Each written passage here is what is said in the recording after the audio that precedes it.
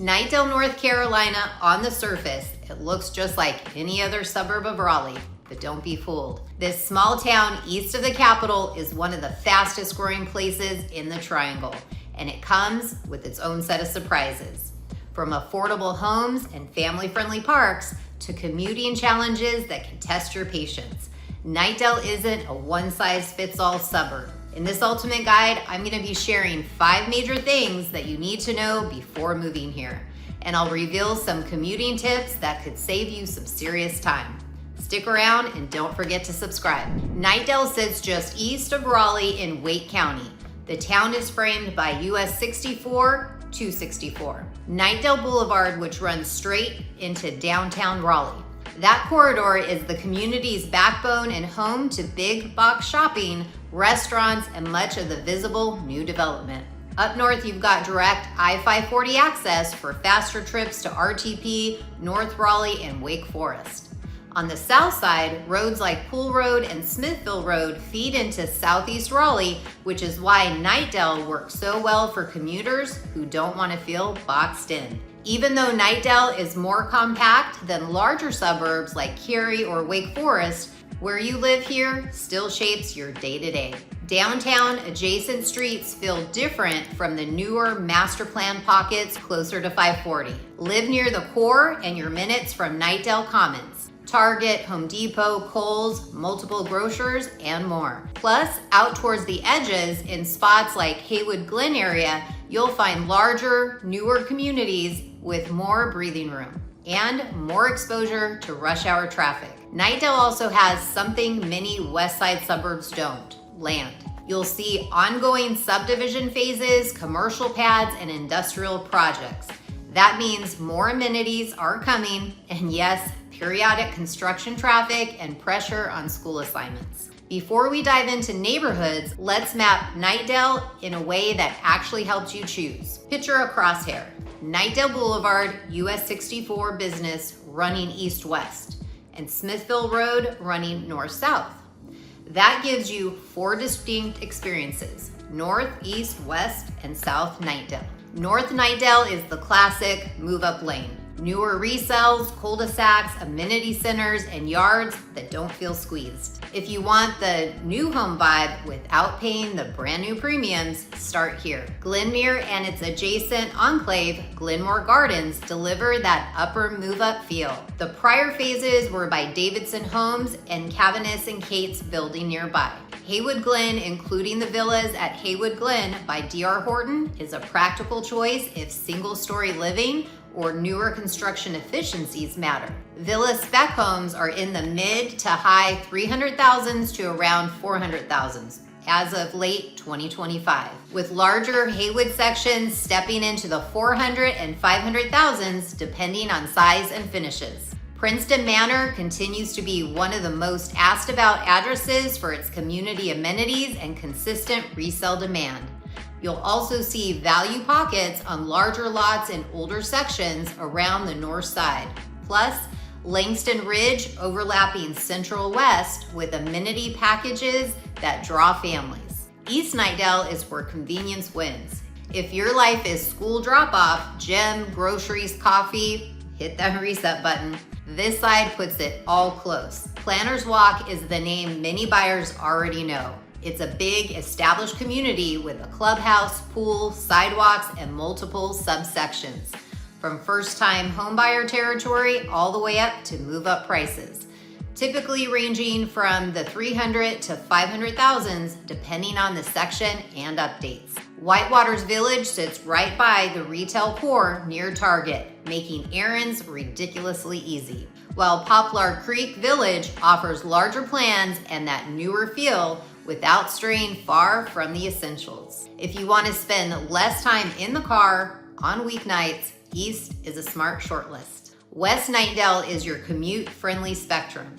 If your daily drive takes you toward downtown Raleigh or hop onto I-540 regularly, this side trims minutes. You'll find townhome entry points in and around Mingo Creek area and a steady move-up runway through single-family neighborhoods like Churchill and Cheswick. The appeal here is range. You can start with lower maintenance townhome lifestyle and later step into a mid 400,000 detached home without changing your grocery store, your dog walking route, or your on-ramp routine. South Knightdale is the action side. Park-centric, downtown adjacent, and currently the hottest cluster for new construction.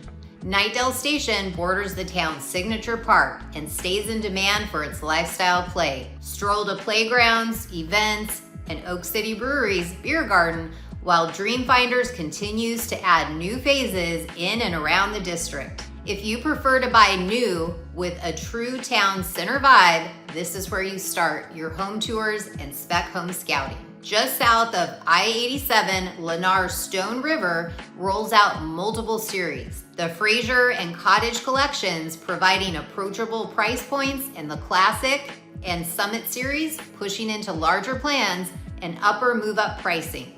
Nearby, Taylor Morrison Silverstone is built to be a budget ladder. Town's townhomes starting roughly in the mid 300,000s, terraces single family from the low 420s, and traditional single family typically launching from the low 500 and into the 600,000 range, depending on the plan and lot size. That mix is why so many buyers land on the south side. You can move from first new build to we absolutely need more space without leaving your preferred side of town. If you love character, mature trees, and bigger lots, it's worth exploring the older established pockets closest to downtown Knightdale, or pairing those tours with Planner's Walk to compare space and finishes side by side. The trade-offs you'll weigh is updates and yard work versus new build efficiencies and amenity packages. If you want greenway access without loading the bike rack,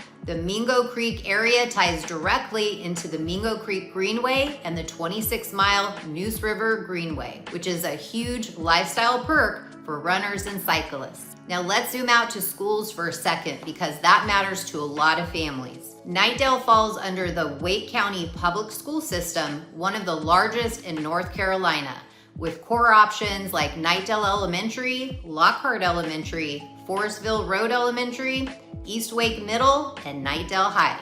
Assignments can shift as the county balances growth, so you'll always want to confirm your base schools for a specific address before you write an offer. Beyond base, families here routinely look at magnets in Raleigh and apply for charters like East Wake Academy in nearby Zebulon for K through 12 continuity. There's also a private school option with Thales Academy offering K through 8th grade. Lifestyle is where Knightdale quietly shines. Knightdale Station Park is the crown jewel. Athletic fields, splash pad, dog park, greenway connectors, and one of the most creative train-themed playgrounds in the Triangle. Plus, food truck Thursdays, concerts, holiday events, and outdoor movie nights. Right next door, Oak City Brewing makes the Park Plus Pint combo kind of perfect for families and dog owners. If you're an outdoor person, the Mingo Creek and Neuse River Greenways give you a genuine trail network right out your front door. The town's small downtown keeps adding restaurants and shops, and while most dining is still along Knightdale Boulevard, you won't be starved for options. Now commuting, because that's the real life piece. The fast route into downtown Raleigh is Knightdale Boulevard onto I-440. And yes, the interchange can stack up during rush hour. The Hodge Road exit also pinches when local traffic merges with commuters. The advantage over some other suburbs and multiple bailouts, 540 lets you angle north, west, or south, depending on your destination. Locals will slide their schedule earlier than 7 a.m. or after 9 a.m., or use Pool Road and Smithville Road as pressure valves when Knightdale Boulevard is jammed. Compared to Wake Forest, the Raleigh commute from Knightdale is generally shorter, but it has its pain points like any fast-growing corridor. If y'all have been following me, you know that Lance and I are foodies, and we love to eat. So here's a quick foodie tour so you can picture weekends here. If you're on the north side, Caketown Bakery is an easy Saturday stop. Fresh cupcakes, cookies, and that cookie batter banana pudding people rave about, plus coffee to go.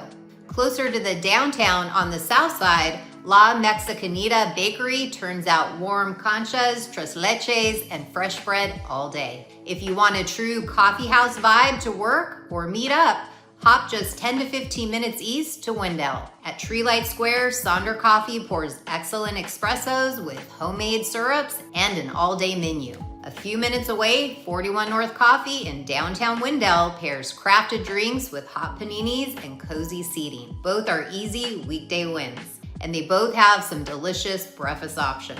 Now for lunch or dinner options on the south side, Prime Barbecue is a serious destination. Tender brisket, pulled pork, mac and cheese, and ribs that don't need sauce. They stay open till sellout, so just be prepared. Lines can be long, but it's worth the wait. And they are never open for dinner, typically around 4:30 and the food is gone.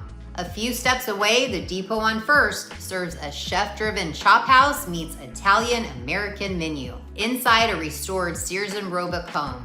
In the east, Whitewater's area, 101 Kitchen leans Latin, from arepas and empanadas to steaks, and they have some delicious breakfast options as well. If you want casual coastal dining without the drive, Annette's Catch is part seafood market, part restaurant. Grab a fried platter now and a fresh catch for later.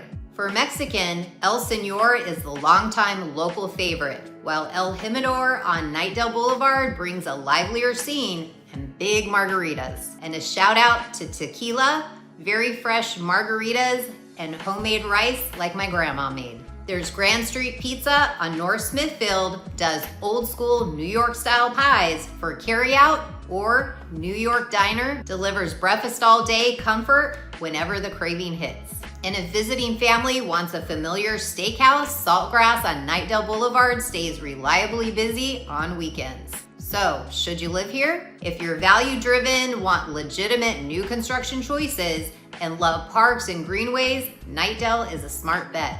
And much more affordable than many suburbs on the west side for the space you get. And it's closer to Raleigh than Wake Forest for many commuters. The trade-offs are real.